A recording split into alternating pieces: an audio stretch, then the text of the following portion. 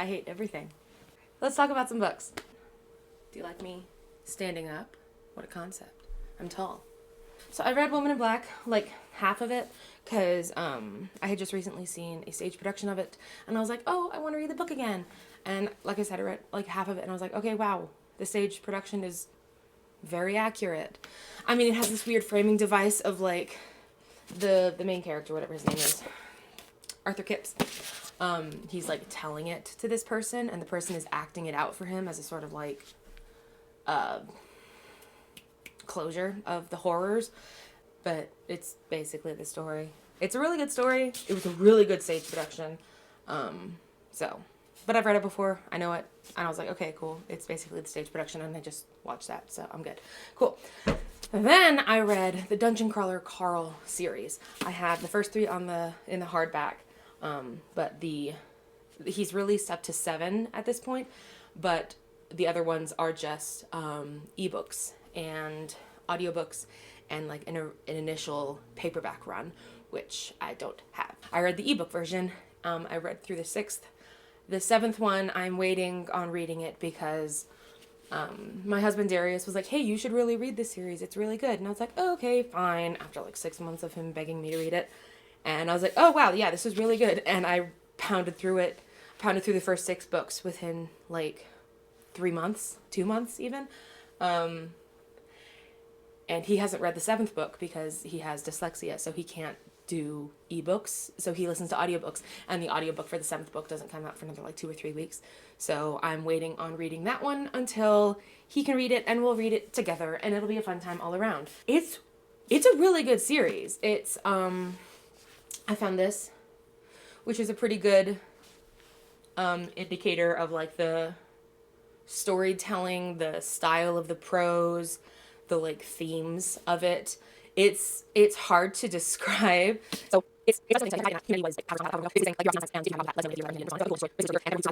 like every single building, everything that had a roof collapsed, and everyone who was inside those buildings immediately died. So anyone who happened to be outside when it happened. If you ever played like a dungeon crawler video game, that's what it is. And there are different levels, and every level has its own shtick. Like one of them is like a massive web of like subway cars and trains and stuff. The 6th book that I just finished reading, it was all like a card-based combat system, and our protagonist Carl is talking about how it's basically a ripoff of Yu-Gi-Oh, and it basically kind of is. Yeah, it's a lot of fun. I really enjoyed it. It's a very fun, I mean, it's not fun necessarily because it has some really scary stuff in it, talking about how like the people in control are doing these horrible things to the people under them, and like what is the cost of your humanity? How do you find yourself when everything that you are is like put to the test? And it's not at all relevant to anything. But the hardcovers have these fun little like things on the front. So he is part of, I think it's like the 38th Crawl, which is basically a reality show that like a bunch, like that's the Hunger Games portion of it, is that it's as these people are trying to survive in the dungeon, it is simultaneously being televised to basically the galaxy, and people are watching, and they're betting on what's going to happen, and they're like able to send gifts to the crawlers, they're able to sponsor them, that kind of stuff. Fun times all around. So something I forgot to mention about the Dungeon Crawler Carl series is, and this is just the nature of the beast of adventure books in general, in that if the author, this is a meta thing, if the author describes the plan that they're about to do, like either in the prose or the characters discuss it with each other, you know it's going to go wrong. Because you as the reader will find not humor or joy, but you will be entertained by things going awry and you knowing what was supposed to happen and it is not. And then if they don't describe the plan of what they're going to do, that means it's going to go right. Everything's going to go more or less according to plan, because as the reader, you don't want to read through, okay, we're going to do this and we're going to do that and we're going to do this. And then 3 pages later, oh, wow, that happens. And that's just, it ruins some of the suspense as a reader, because you're like, oh, I'm getting this information. That means something's going to go wrong. I'm not getting this information. That means it's going to be okay. You know?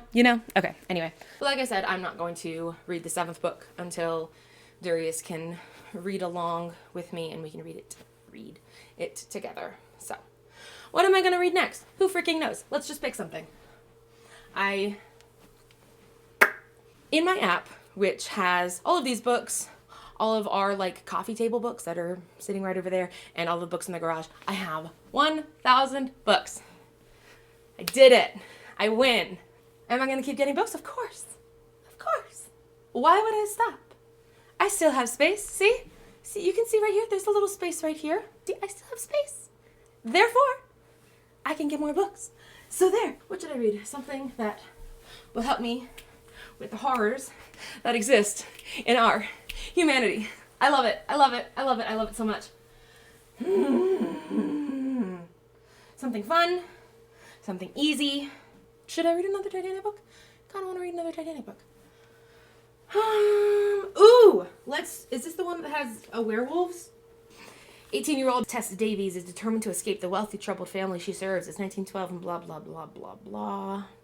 Soon Tess will learn just how dark Alec's past truly is. The danger they face is no ordinary enemy. Werewolves exist and are stalking him, and now her too. Anyway, I'm going to read this. Stay safe, everybody. I love you.